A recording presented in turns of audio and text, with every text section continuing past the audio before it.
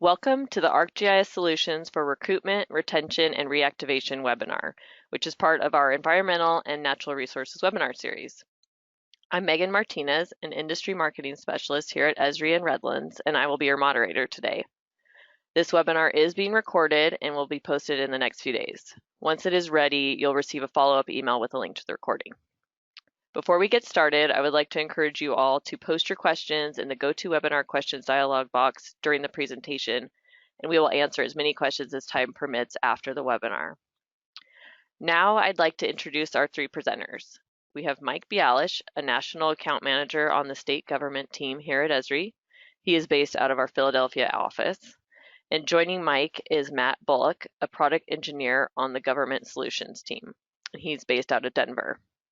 We are also excited to have Katie Yates from the Maine Department of Inland Fisheries and Wildlife joining us. She is the R3 Coordinator and Acting Media and Graphics Supervisor for the department.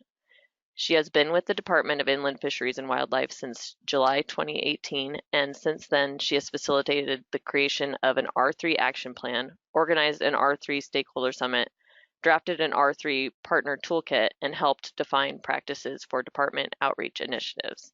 So we're really happy to have her sharing her work with us today. So now I'll hand it over to Mike. All right, thanks Megan, and thanks everyone for participating today. We really appreciate the opportunity to discuss with you some of the work we've been doing in support of R3 initiatives, which of course is a major challenge that we're seeing across the country.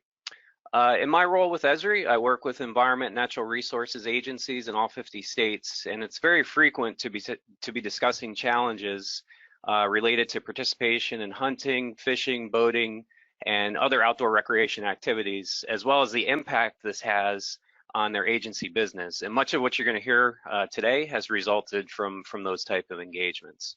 Hopefully many of you have participated in our other webinars that Megan just mentioned. And as far as these go, we've done several in the environment and natural resources space since about October of last year. The recordings of these are available at the link below that you can see on the slide. And as Megan mentioned, we're recording today, and that'll be posted here as well. On the previous webinars, we discussed several topics, including general overarching GIS trends we're seeing with environment and natural resources organizations, to critical workflows and solutions being leveraged within fish and wildlife and agricultural departments, to topics focused on environmental impact assessment and permitting. We also took a deeper dive into the monitoring of critical resources and facilities back in April. And today, of course, we're focused on ArcGIS Solutions in support of R3. As I mentioned, the webinars are all available from the link below, and I would also encourage you to follow the Environment and Natural Resources GeoNet page, which will not only have information about other upcoming webinars, but also trending topics and resources for environment and natural resources work.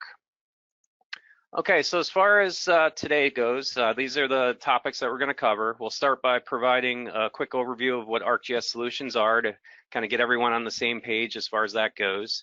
Especially focusing on solutions for environment and natural resources initiatives. We'll then discuss why we focused some recent solution efforts on R3 and give a high-level overview of what that looks like.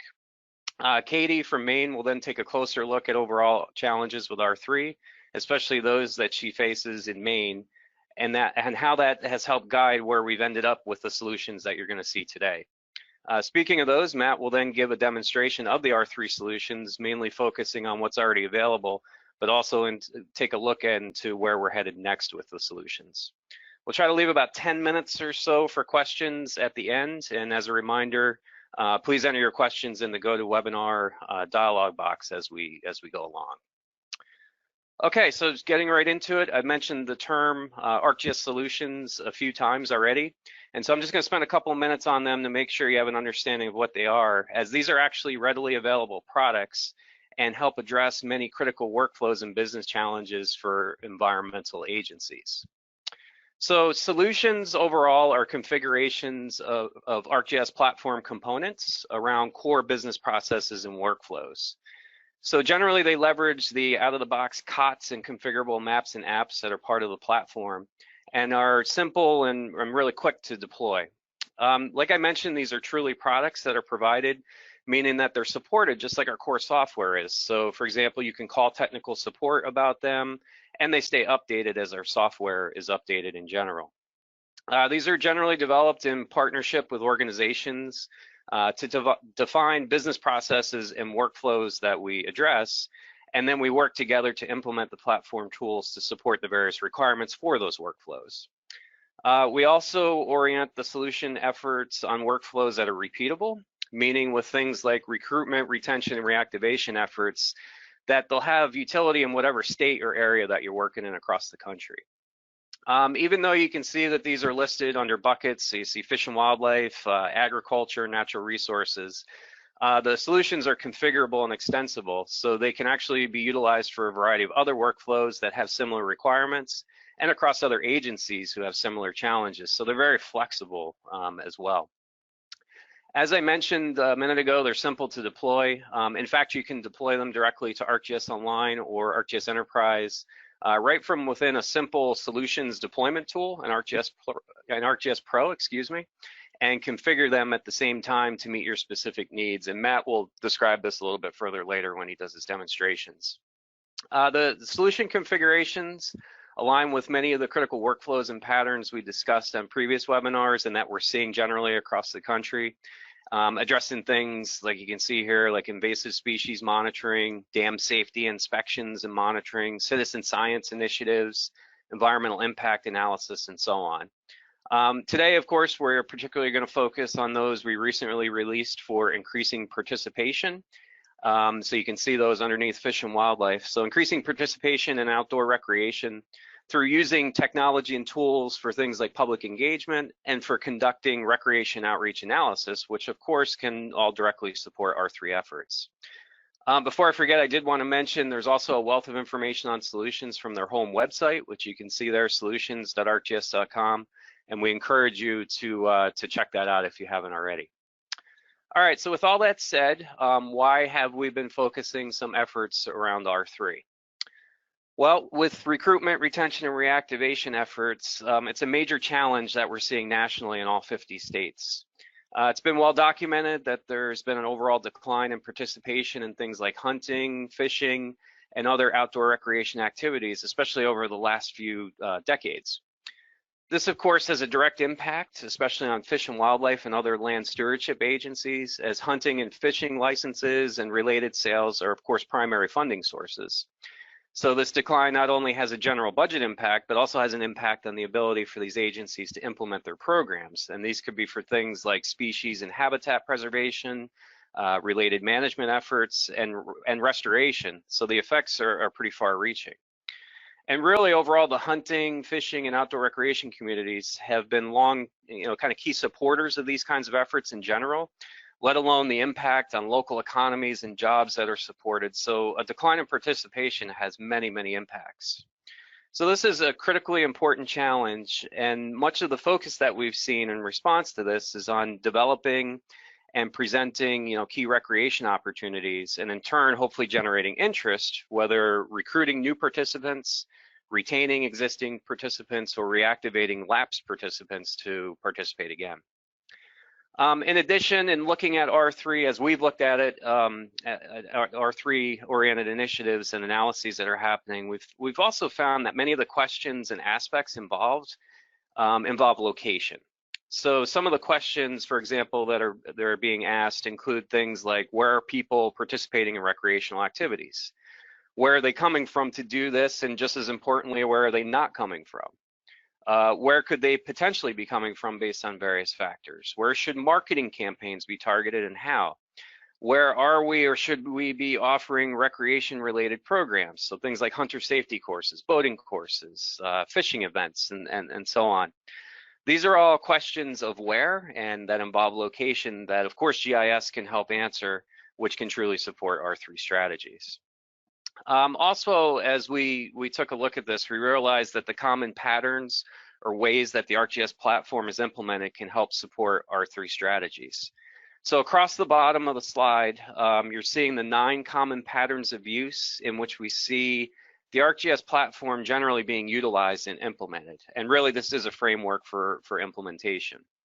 So this is something that we've discussed in previous webinars in a little bit more detail, but these are effectively business patterns of implementation and range from things like data management and visualization to field mobility and monitoring to analytics to design and planning and decision support to engaging constituents and sharing and collaboration.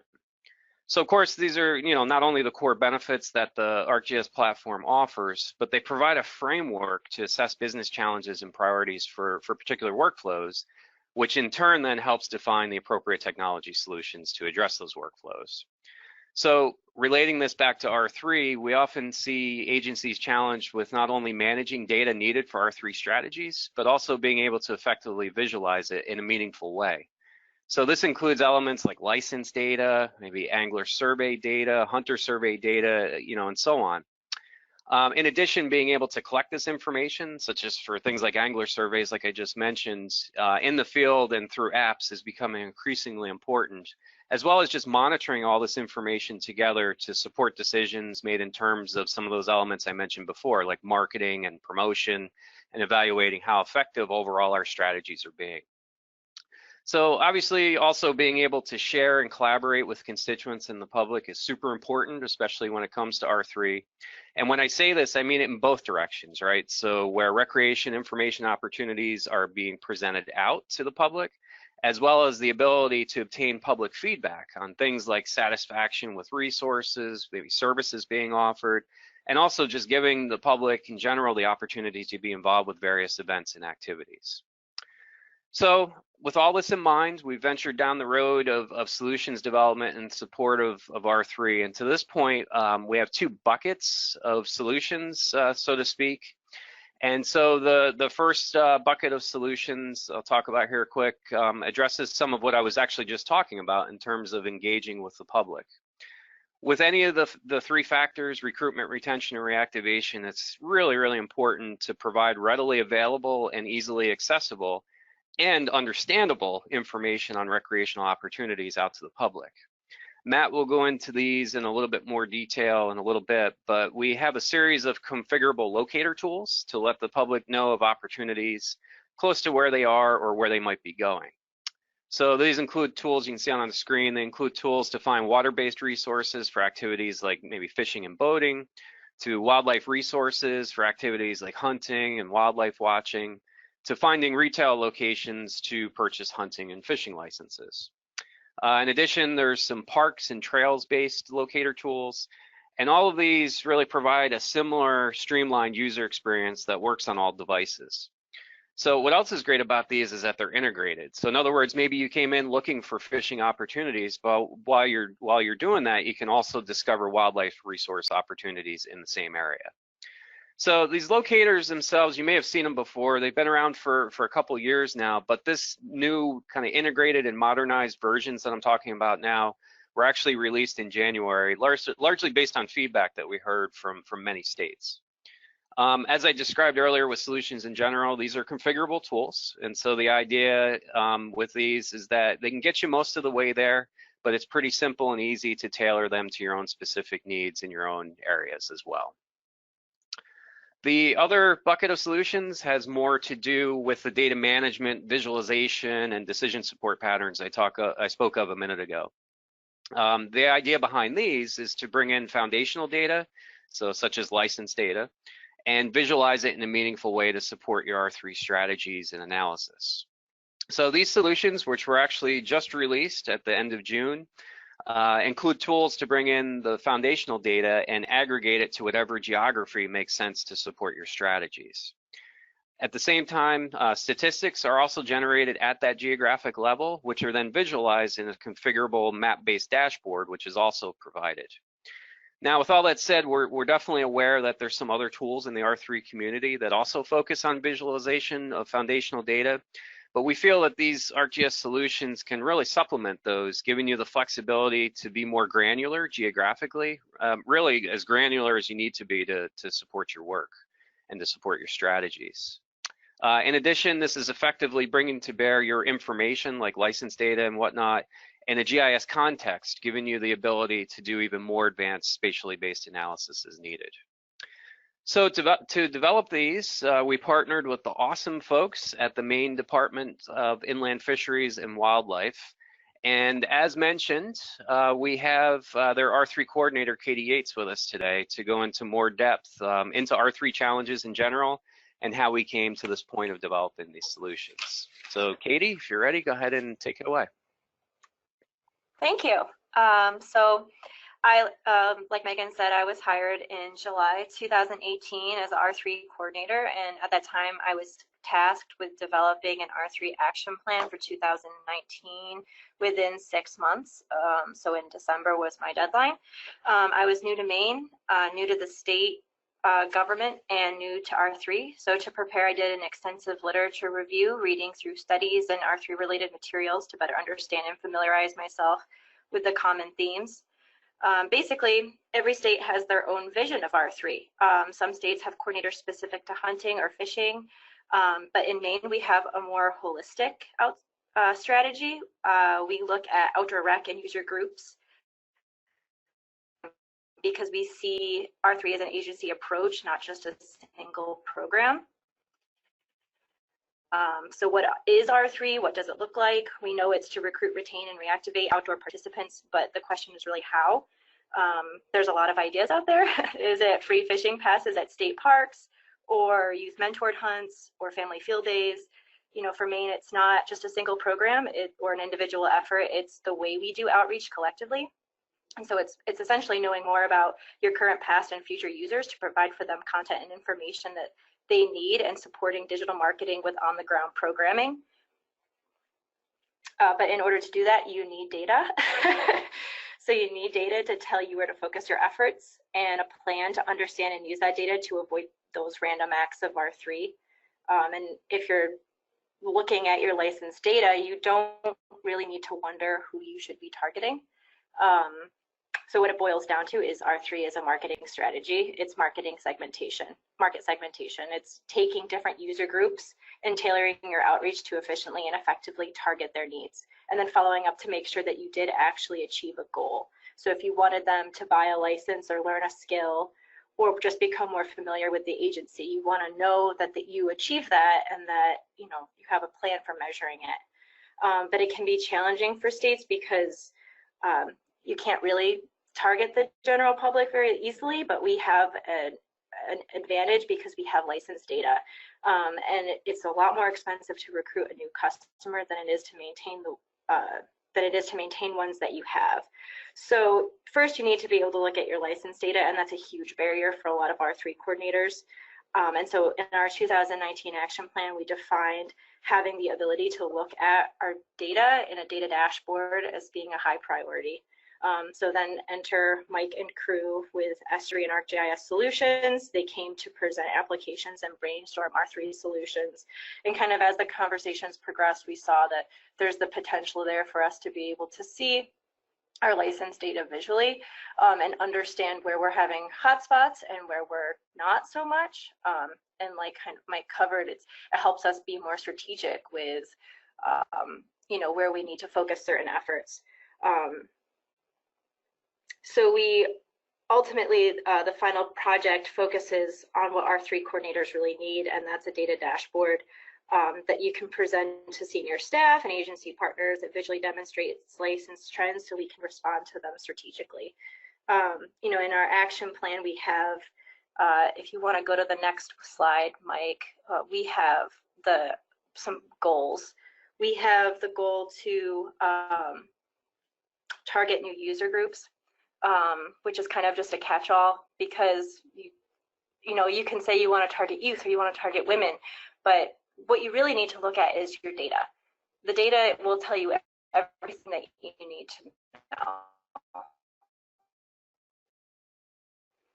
And you can make more informed decisions if you have it, and that you can understand it and respond to it, even if you're just looking at patterns.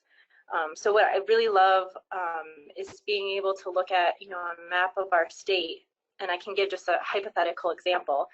If we see that license in June, but then they're not purchasing it again in January when our licenses have to be purchased again. So we know they're not ice fishing because they don't have a license until June, so they're going fishing in the summer. And maybe we see when we're looking at the data dashboard that a lot of the women who purchased their license are purchasing it in the northern part of the state. And when we dive in deeper, we can see that the majority of the women who purchase in the northern part of the state are, 60 plus. So we know that they're the women who are ice fishing, and we know the women who aren't. In the southern part of the state, within a certain age range, they're not trying. So now we know who we need to target with certain messages. And you can dive deeper with surveys. You can look at those user groups, with a little bit more insight. But you start doing things right away. So for recruitment, you can work with a local marketing firm to develop targeted ads to women in the southern part of the state to prompt them to try ice fishing. For reactivation, you can send emails to the women who buy their licenses for the summer and prompt them to try ice fishing for the first time. And for retention, you can send emails to the women who buy their license every year in time for ice fishing and tell them to take a friend or a family member ice fishing. And now you know what kind of programs could be helpful.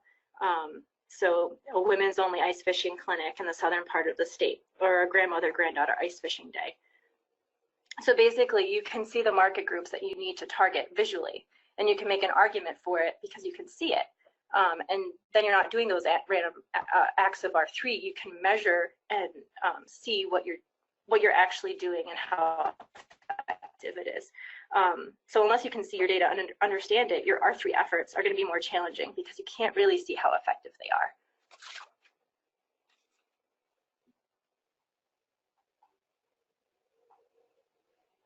And if Matt wants to dive in a little bit to the map and show how that actually works, I think would be helpful.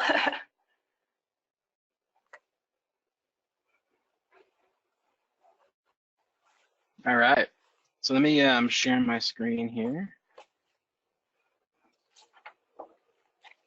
Mike, are you able to see that? Yes. All right. So what we're actually gonna talk about today, Mike showed the actual, or talked about what we do in ArcGIS Solutions and a little bit about our website, but I just wanted to give you an idea of, end of the day, take home, like where do I go to learn more about this, kind of right up front. So if solutions.arcgis.com is our website, and you can find everything we're going to talk about today here and kind of learn more. And so we have a variety of categories. And so in particular, we'll talk about our fish and wildlife solutions today, just to give you an idea of what you'd look at.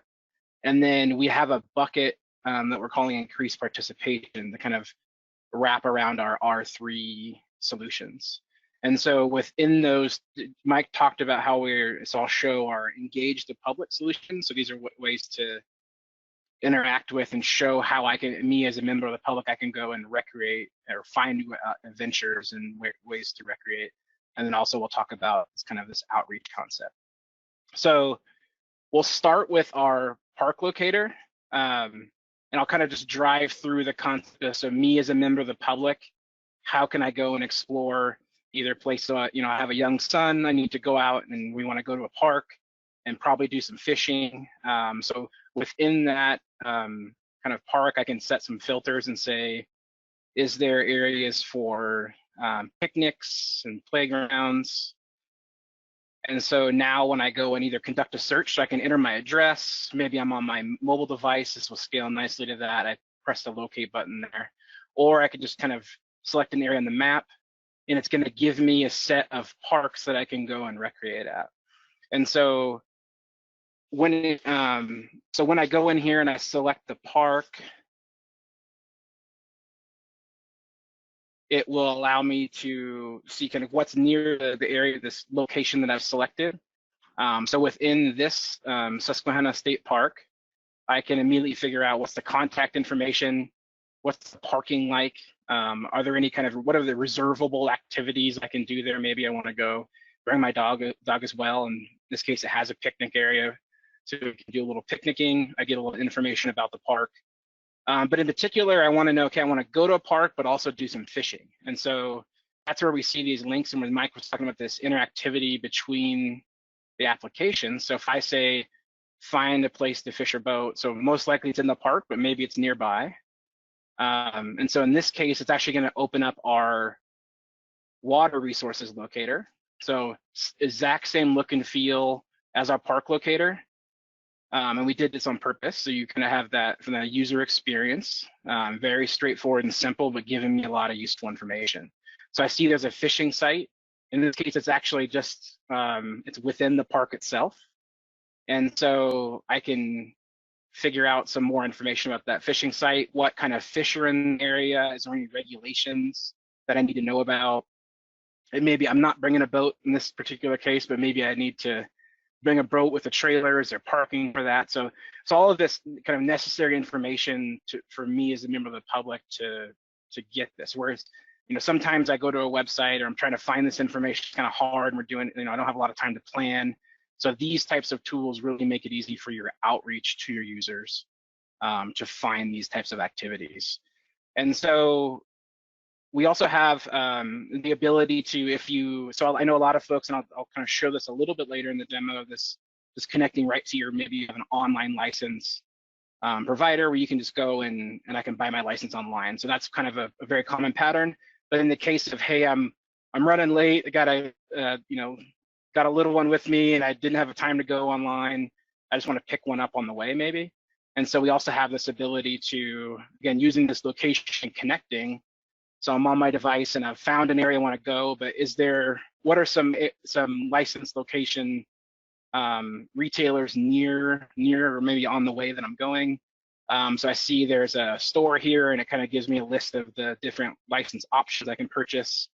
And you also notice if maybe I started in the license locator, hey, I want to buy a license, what's near that area? I can also connect to figure out that same, kind of open that place to fish a boat, or get the idea. So the next piece that I want to kind of talk about, same look and feel, but if we want to kind of do, so that's kind of doing some outdoor recreation from a park or hiking perspective, doing some fishing or boating, but in the same concept of maybe I want to go do see what kind of watchable wildlife I have available in my area, or I need to do some small game hunting or whatever that may be. So I can do similar filters for that location. We'll just select a kind of a nearby here. And this will give me particular areas that we can search for. So I see there's a wildlife management area or a state park, and then it'll kind of show me where it is located. I can buy a license, like we mentioned, with that kind of connection there. But in this case, I can see there's blinds available for rent, so some hunting blinds within that particular site. What's the kind of contact information, and specifically what are the hunting options provided to me in that area, as well as kind of the available games. So these are all fully configurable from you guys as the end user. So me as the member of the public, I just consume this content. You guys as the authoritative agency can wire up your information. So all of these solutions, you deploy them, you get kind of this empty data sets that you wire, kind of crosswalk your own data into, and then it fully configures the solution as is. So these are ready to go, kind of ways that you can start engaging with the public. And so that's kind of that engage the public side of things. Next, I'm going to show from like a staff member like Katie that needs to go and evaluate and look at the dashboard. So in this case, it's an ArcGIS Pro project that we start with. And so this would be someone, so persona would be, I'm a GIS person or a technical person that's already maybe managing my licensing data in our organization, or I have access to that data that I can then configure into the solution. And so what you get here with this recreation license management solution is a set of tasks in ArcGIS Pro that allow you to walk through. So you take your license data and your geographies for your area. And so I can kind of drive through a task-driven workflow to make this really easy to wire up my information to the solution itself. And so in this case, it'll kind of walk me through a series of workflows that I pull in my geography. So in this case, well, I've kind of what we're calling primary and secondary geography, and you'll see that in the dashboard. But think of these as counties or regional boundaries, townships, et cetera, and then kind of also towns or cities within that. So you can help kind of dive and get a refined aspect of what's happening within geographies in your state. And then we'll pull our license information that'll get geocoded, connected into that information, and then be able to do a little bit of that dashboarding there. And so the steps will say here will allow you to kind of organize your areas. So maybe you have specific geographies. You'll notice in our dashboard, it'll be specific to Maryland just because we have sample data there. And then we'll kind of organize our license areas, run through that. And the purposes of this demo, just because it will take a while to run, I'll just kind of talk through these.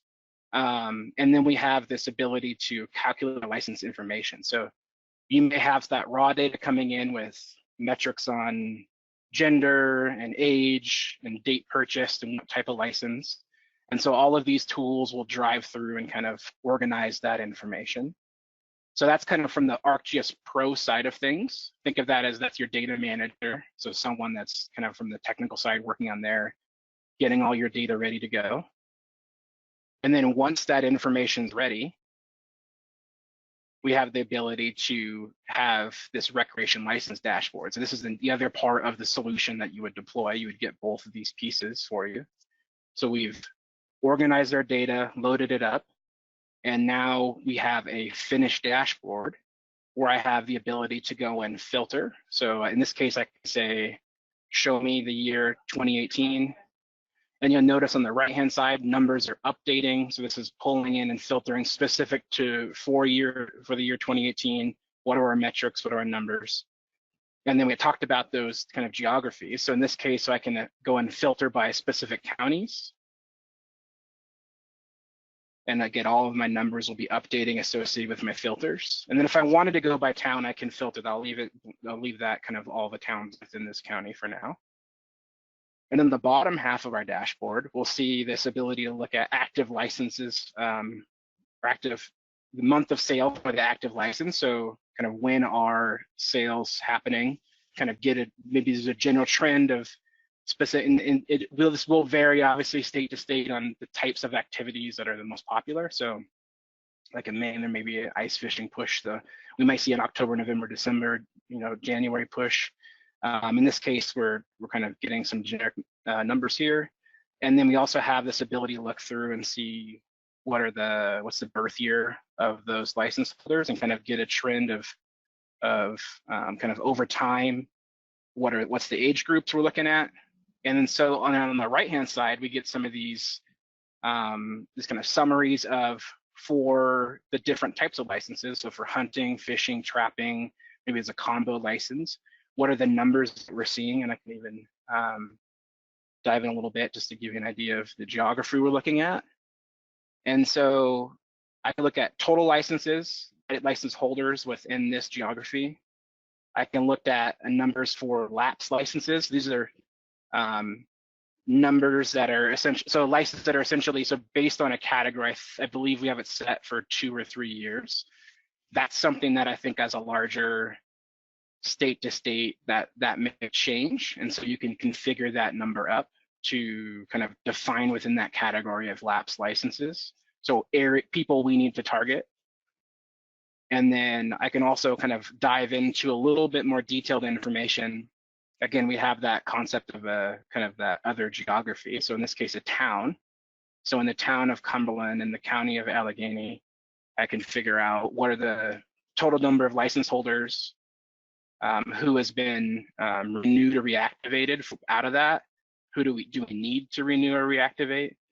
And then kind of broken down by numbers to reactivate for hunting, fishing, trapping, and combo. And also get a breakdown of male and female, again, based on that input license information that you would run through in the recreation license management solution. And I can kind of get an idea of, for the various towns that I'm looking at, I see some numbers change. We have maybe there's a no data happening within the town of Luke. So you get the idea. So that's kind of the recreation license dashboard and recreation license management. So I input my data, pushes into a dashboard. And so that really helped folks like Katie kind of go through and get a kind of a broad picture of what's really happening in their area, and really put it on that kind of visual ability. So we've looked at ways to, these are all solutions that are currently available. You can go and deploy those now. And so how do you do that? And so we'll just kind of open Pro back up here. And I do want to click on the Share tab. And then we have an additional solution we call the ArcGIS Solutions Deployment Tool. And so when I select that, it's going to also open a series of tasks to help me kind of drive through the process. And so if I click this Deploy an ArcGIS Solution task here, it's going to open up, and it's right now it's checking and making sure I'm signed in, and it's also checking to see what's been done in my organization already. And then it's going to give me a list of solutions by category. And so those would be things like, so we have like state and local solutions and other categories there. And so within that, that allows me to select the solution, and I would click the deploy button. So if we say like state government, and in this case, I'm signed into my ArcGIS Solutions organization, so we have quite a bit deployed and for testing. That's what shows it in this green checkbox here. And so if, say, I want to go in and we'll just kind of go down. So I wanted to do maybe deploy that recreation license outreach solution I talked about, the dashboard in this Pro project we're looking at here. Maybe I want to look at the recreation license locator, so figuring out where I can go and find licenses to purchase. So I would just click, and in fact, if I maybe want to deploy 2 of these, and I would click deploy. And what that's going to do is, in this case, I'm signed in ArcGIS Online, but it can also be ArcGIS Enterprise. That'll deploy that to my organization. I then get a set of data layers, maps, and apps fully configured. I just need to load my information in and kind of do some configuration that fits my organization needs, and we're ready to go. So that's kind of the solutions deployment tool side of things. And then next, what I want to show, because that's all right now. You have that, you can go use that now. I want to show one aspect of like what we're building to really help and kind of take this to the next step of how do we engage a little bit deeper with the public. And so this is using an ArcGIS Hub design. This is a ArcGIS Hub site that I've been developing. So very demo at this stage, but I want to show this as what you can look forward to and also build yourself. And so within ArcGIS Hub, we have the ability to build sites, and then there'll be pages that are built off those sites, and I'll show all of that. And then we really kind of there's a website design component, and then there's like a way I can engage with my user community. And that's really the power of all of this is, so I have a kind of a larger overarching website for outdoor recreation, and similar to like, I can look at kind of those apps that we've already seen, so parks or hunting or wildlife viewing. I can do those. I can see what kind of events are happening from in that. This is actually, I pulled as a sample like the actual real main events from their agency and put them in here. So maybe I want to figure out, do a tracking safety course, and this will open the events page for me. And so in this case, I'm signed in as my user already with ArcGIS Hub. The premium version, you can have a whole community of users and assign them identity, just like we have our email or our Facebook identity, whatever that may be. You can provide those to the members of your constituency. And so I can say I can follow this event or overall initiative, this outdoor recreation or fishing initiative, whatever it may be. How do I get to it? What's the information? I can contact the organizations. This would be, I need to go and figure out kind of a trapping safety course here. But maybe I want to dive in and just look at particular fishing opportunities. So give me information about fishing near me that maybe just getting started or haven't done it in a while. It's kind of, intimidating to go look at the website and not really sure where to go and all that. So this is a way where you can streamline your information. So not necessarily a copy of your website, but I pulled a lot of kind of key information from Maine's website just to give you an idea of what you can build out. So this would really be a finished product here. So what are fishing opportunities? Where can I go? Can I buy a license? So this would be something I can go right into their website, purchase my license through their Moses system here.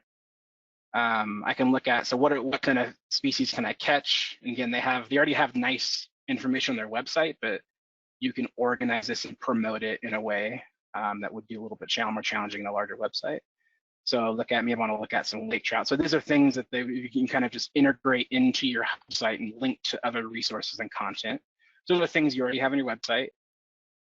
Now, what you may not have on your website is this concept of location. And so that's where kind of wrapping it in this ArcGIS Hub concept of, so working with Katie, we came up with some ideas of show me, what are 5 family-friendly fishing spots I can take a look at. And so these actually come up with their opportunity waters, as what they call them. So areas where 16 and under can go fish.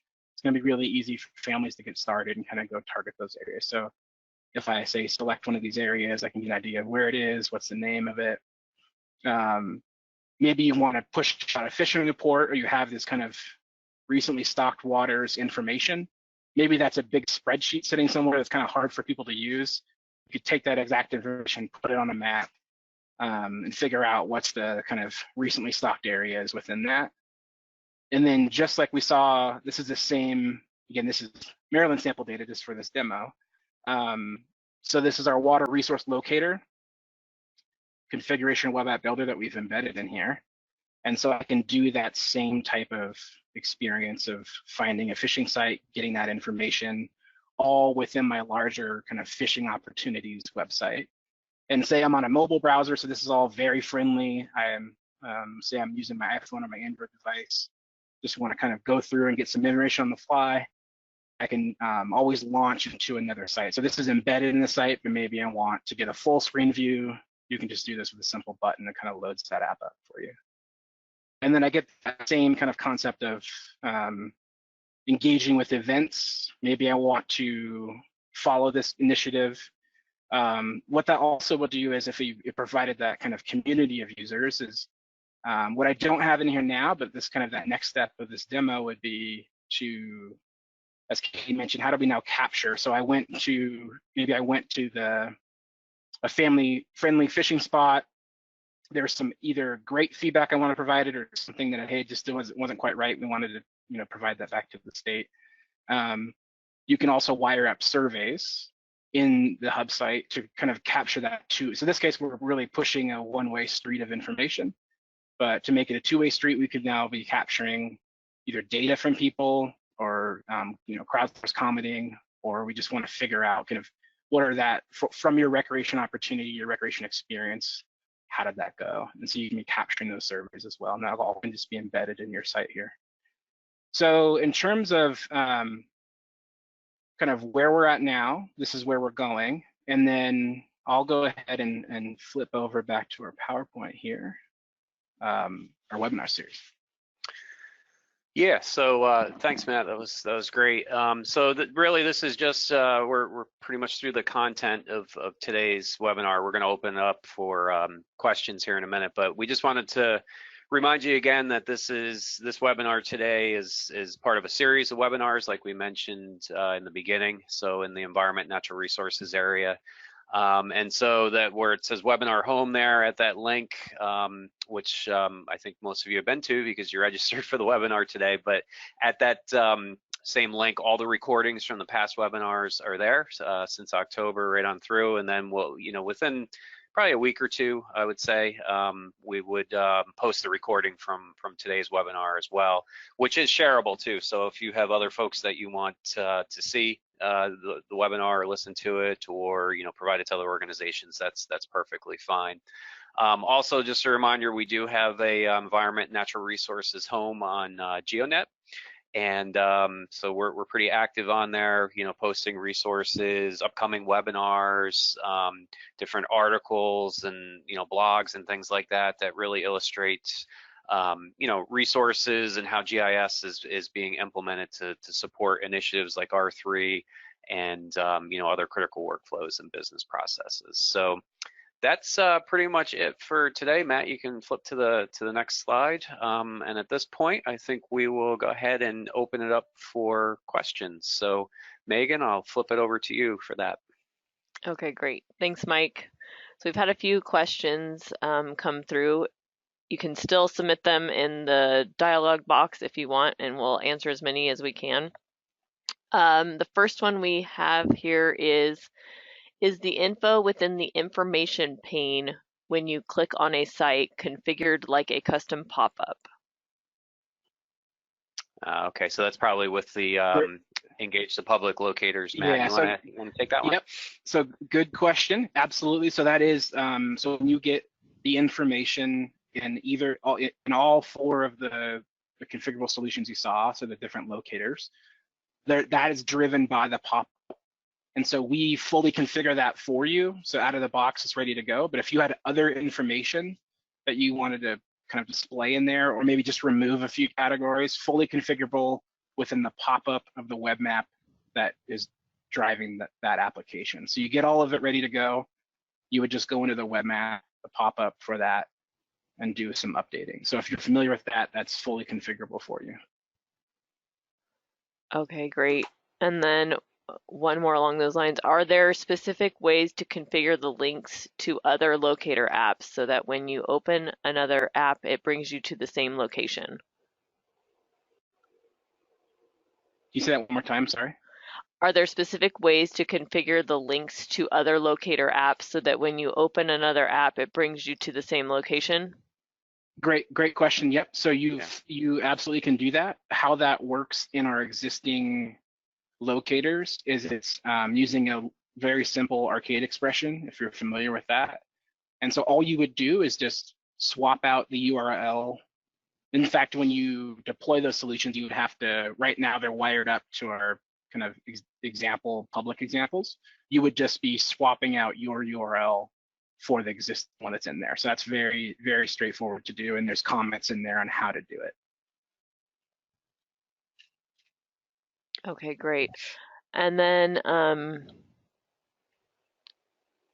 let's see, there's one on trails. Can a similar locator be set up for trails? The Trails locator solution on the solutions website uses Web App Builder and doesn't seem as helpful. You need to know a trail name to have the search work, which doesn't seem helpful for someone who is looking for a trail to hike. Absolutely, that's a great question. And so that's kind of also, I didn't show it today, but we will be having a refresh to that Trails locator. So it'll either have the same look and feel of what we saw today with kind of the fishing and boating or wildlife resources. And we're also thinking about how we can incorporate some 3D components in there, especially I live in Colorado or anywhere with kind of mountainous trails. I probably want to know what's my kind of elevation gain and those types of things. So adding a 3D component is definitely something that's on our radar and we want to do. So that will be getting a refresh. I don't have it's kind of TBD on exact timeline, but it's definitely on our priority list for trails. Yeah, and the only thing I'd add to that too, that's absolutely right, is that, when that does happen, we'll certainly be posting, information out about that through GeoNet, like I mentioned before, and other means. But also, if there's particular feedback or other features and things like that that you want to see in those, please feel free to reach out to us. I don't know if I stressed that enough when I talked earlier, but we're constantly looking for and receiving feedback on solutions. These are not static products by any means. We continually enhance them, update them, add capabilities, things like that. So we would definitely be interested in hearing your feedback and ideas for other enhancements there as well. And we just got one. Are the pre-configured solutions for R3 freely available, or is there a charge? Great question. So all of our ArcGIS solutions, so everything you've seen today, in terms of the recreation license management, the dashboard, all of the locators, and just ArcGIS solutions in general, those are solutions that are supported by Esri Tech Support, but they're also freely available to Esri users. So if you have Esri software, you have these solutions. There is no additional charge. They just come with the pieces that you already have. Yep. Yeah, and that's across the board, and it includes the solutions deployment tool that you showed as well. Correct. So yeah. Yep. And so then somebody was asking if they're only available to government agencies. Nope. So. Anyone with ArcGIS software, ArcGIS user has access to all of our ArcGIS solutions. So we have kind of buckets that we think about. So we're calling them fish and wildlife or natural resources, and or maybe public works departments for local gov. Like, it's just the easy way to kind of categorize them, but they absolutely can be applied across those agencies and the private sector and nonprofit. So there's no kind of restriction there. You freely use in any which one of them. Yeah, and we do see that happening a lot. I've seen many folks, even in the private sector, take the ones that are under the government space, like the environmental impact ones. I think I mentioned them real quick earlier. As part of those, there's an environmental screening tool.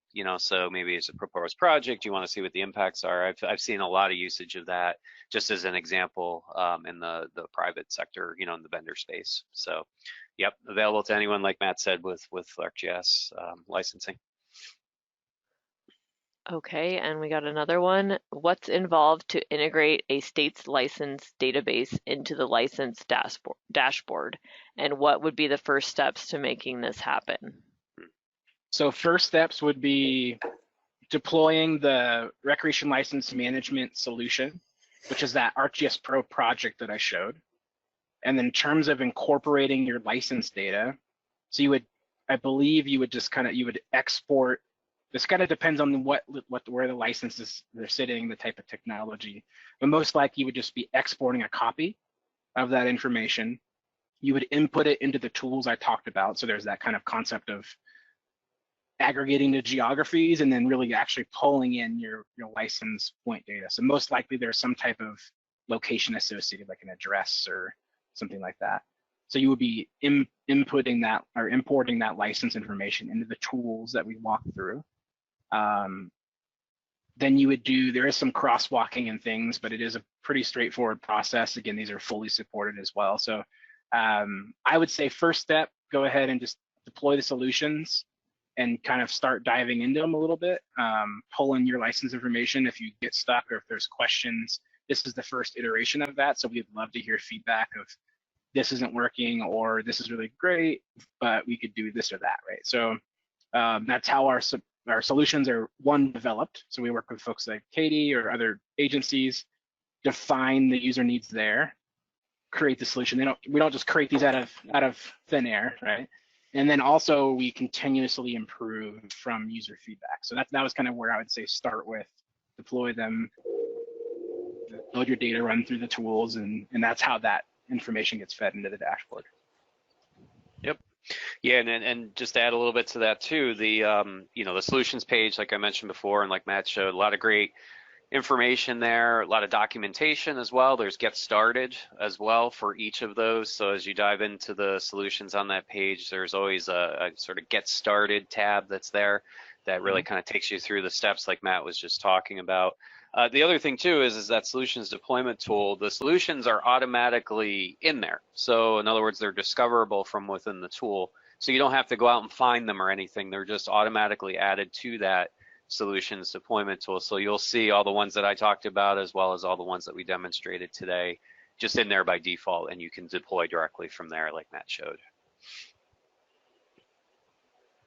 Okay, and the next question is, are there particular challenges to acquiring and managing sensitive license data? That's a great question. I think it would be organization specific. Katie, did you guys run into any issues, or maybe just like how would your process go? That might be helpful. I mean, I think that every state, every R3 coordinator that I've talked to kind of has this issue where their license data is guarded very carefully, and it's challenging to obtain it or get it or access it, and even then once they do, understanding it and diving into it. We had conversations with our licensing director and going over what this would look like and how it would work. There was some concern about their sensitive information and license data, and I would even say that you could strip down some of the data so that you're not including. I think we eliminated the people's names or their Moses ID or any sensitive information that was contained because it's not relevant. You're really just looking at where they're coming from, where they might be buying their license from, and what type of license they're buying. So it's sort of anonymous. You're just getting a profile on that individual. but not anything specific to them that could be used. But also if it's a secure network, that was another concern. As long as the data is secure, that alleviated a lot of the questions that any of our licensing group had. Yeah, and I think I mentioned earlier too, the one thing I would add, as well as with these solutions that we showed today, as well as almost all of the rest of them, they're supported in both ArcGIS Online or ArcGIS Enterprise. So with that, if there are concerns there, and you need to keep the information and data behind the firewall, the ability to do that is there as well. So you can, what I'm trying to say is you can stand this up on your own, on your own infrastructure, without it having to leave, beyond your firewall or anything like that. So we've run into that a few times with this and some other, sensitive type of information as well. So just wanted to add that. Okay, well that's great. Somebody just asked if these solutions can be deployed on ArcGIS Online, or do you need to have ArcGIS Pro? So I think you just answered that right there. Right, yeah, so you would use, so you do ArcGIS Pro to help deploy the solutions, but they would, in this case, all of the things I showed were in our online or ArcGIS Online organization that I work with, but I also could deploy them to my ArcGIS Enterprise portal. So I'd have Pro as a way to manage my data, deploy the solution, and then the maps and applications would sit in either ArcGIS Enterprise or ArcGIS Online. Coming in a near future release for our ArcGIS Solutions team, we will have a web version of the solution deployment tool. So you'll be able to search and expand to kind of find and deploy solutions within a web browser. So that's coming in the future, but right now you would need ArcGIS Pro and the deployment tool, which is just a free add-on that goes in ArcGIS Pro. And really, I think any level of ArcGIS Pro would work. And if you as an organization have ArcMap, and you have that, you also have access license-wise to ArcGIS Pro. So you may need to get ArcGIS Pro from whoever manages your licenses, but if you have ArcMap, it comes with the ArcGIS desktop license. ArcGIS Pro does. Yep. Yeah, and these type of requirements too, also on the solutions pages as well. So when you go in and dive into each of these solutions, one of the sections that you'll see there is the requirements, software requirements, application requirements, things like that. And so everything we just talked about is there for, each of the solutions. Can you see my screen there? Actually, yeah. Yep. Okay, good. Oh, perfect. Yeah, thanks, Yep. Matt. So this would be example. So we look at recreation license outreach, the solution we talked about. I can figure out what are my requirements. So in this case, I would need ArcGIS Pro to deploy the solution and run my data tools. And then I would need online or enterprise, and it kind of tells you what version you would need. And then the actual within the applications, what kind of things you'll be running. And then it will walk through what you get. So in this case, we get a dashboard application, we get a map that supports that dashboard, some data, and then that Pro package. So every ArcGIS solution will have this same kind of a documentation page of what you get, kind of how to access it. If you want to try it live before you deploy it, that's kind of the same version that we just were demoing and showing you today. But this is kind of the page that you would see for each solution.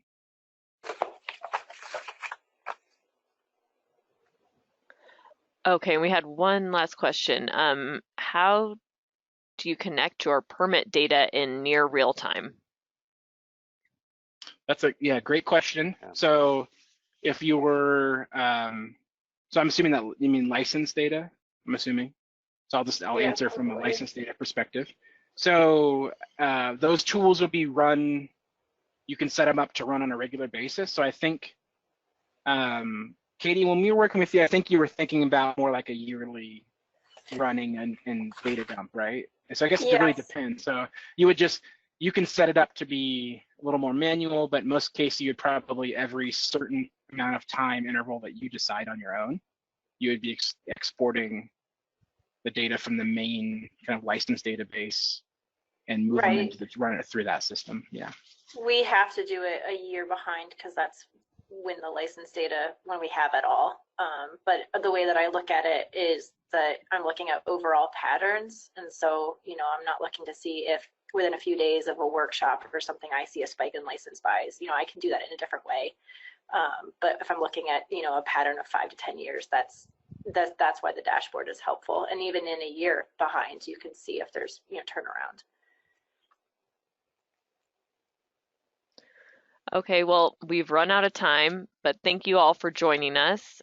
And there will be a short survey that will pop up on your screen right after the webinar ends, and we would greatly appreciate your feedback. We used your suggestions when designing future webinars. So thanks again for joining us, and we'll send you an email with a link to the recording within the next week or so.